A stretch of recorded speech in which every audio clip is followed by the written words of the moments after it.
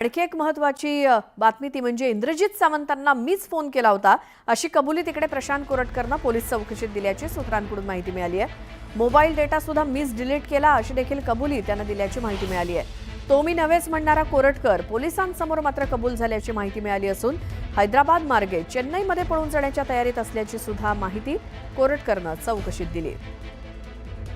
प्रशांत कोरटकरनं देखील तिथं पोलीस तपासात पोलिसांच्या ताब्यात असताना मीच फोन केला होता इंद्रजित सावंतांना याची कबुली दिली असल्याची माहिती वरिष्ठ सूत्रांकडून आपल्याला मिळाली आहे। तर हैदराबाद मार्गे चेन्नईमध्ये पळून जाण्याच्या तयारीत होतो असं देखील त्यानं कबूल केलेलं आहे। इंद्रजित सावंतांना मीच फोन केला होता अशी मोठी कबुली प्रशांत कोरटकरनं पोलीस कोठडीमध्ये पोलिसांना दिलेली आहे। अधिक माहिती आपण घेऊयात। आमचे प्रतिनिधी ज्ञानेश्वर साळोखे आपल्या सोबत आहेत। ज्ञानेश्वर, खूप मोठा खुलासा आधी नाही म्हणणारा कोरटकरनं आता मीच फोन केला होता असं मान्य केलंय, काय माहिती? श्वेता, 25 फेब्रुवारीला इंद्रजित सावंत यांना प्रशांत कोरटकर यांनी फोन केला होता। छत्रपती शिवराय यांचं आव्हान आणि इंद्रजित सावंत यांना धमकी यामध्ये दिली होती। मात्र ज्यावेळी इंद्रजित सावंत यांनी याची क्लिप आहे ती सोशल मीडियावरती टाकली त्यावेळी तो मी नव्हेच असं प्रशांत कोरटकर दावा करत होता। एआयच्या माध्यमातून कोणीतरी माझा आवाज मिमिक्री केला आणि हा कॉल केला असा तो दावा करत होता। मात्र पोलिसांनी सीडीआर तपासला असता प्रशांत कोरटकर याच्या नंबरवरूनच हा कॉल झाल्याची आहे ती माहिती पुढे आली आणि त्यानंतर प्रशांत कोरटकर फरार झाला होता। अखेर तो पोलिसांना सापडला।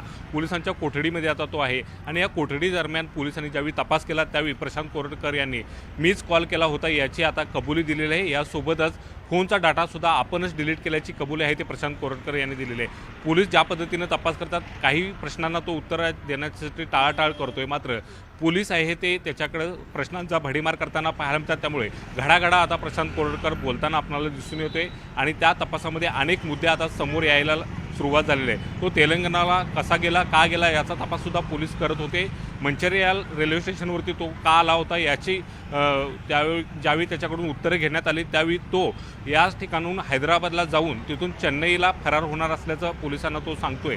एकूणच ही सगळी माहिती आता पोलीस संकलित करतायत। कोर्टामध्ये ही सगळी माहिती आता पोलीस देणार आहेत। मात्र आज पहाटे प्रशांत कोरटकरला राजवाडा पोलिसांनी आहे ते राजारामपुरी पोलीस ठाण्याच्या कोठडीतून बाहेर काढलेलं आहे आणि इतरत्र तपासासाठी घेऊन गेलेले आहेत। अत्यंत गोपनीय पद्धतीनं पोलीस तपास करत आहेत। प्रशांत कोरटकर विरोधातला रोष कोल्हापूरकरांच्या आणि शिवप्रेमींच्या मनात कायम आहे, त्यामुळे कोणताही अनुचित प्रकार घडू नये या दृष्टीनं पोलीस आता पावलं उचलताना पाहायला मिळतात। एकूण या सगळ्या प्रकरणात आता प्रशांत कोरटकर याचा हा जबाब अत्यंत महत्त्वाचा ठरलेला आहे, कारण त्यानं जी कबुली दिलेली आहे ती कबुली यामध्ये अत्यंत उपयुक्त अशी असणार आहे, कारण तांत्रिकदृष्ट्या हा तपास पोलिसांना करावा लागणार आहे। त्यामुळे फॉरेन्सिक लॅबच्या वतीनं सुद्धा काल त्याचे आवाजाचे नमुने घेतलेले आहेत आणि त्यामध्ये आता प्रशांत कोरटकर यांनी कबुली दिल्यामुळे पोलिसांचा तपास आता अधिक वेगवान होताना आणि प्रशांत कोरटकर भोवतीचा फास अधिक घट्ट होताना आपल्याला दिसून येत आहे। ज्ञानेश्वर, या सगळ्या माहितीसाठी धन्यवाद।